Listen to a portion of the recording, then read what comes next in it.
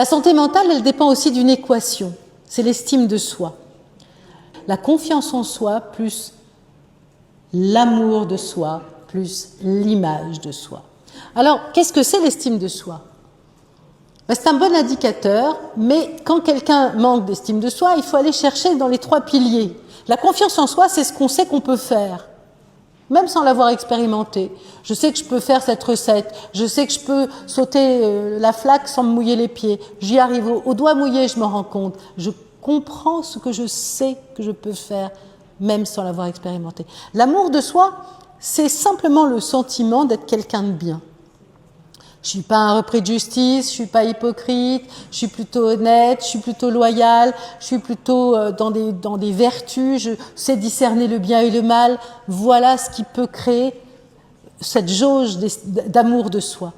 L'image de soi, c'est très compliqué. Et souvent, je pense que vous avez affaire à des gens pour qui c'est le plus difficile. L'image de soi, il faut la séparer en 3 éléments. Il y a l'image qu'on a de soi. Et encore une fois, compte tenu de là d'où on vient dans nos familles, est-ce qu'on a été valorisé ou pas, par exemple, eh bien, elle va être dégradée ou pas de manière constante.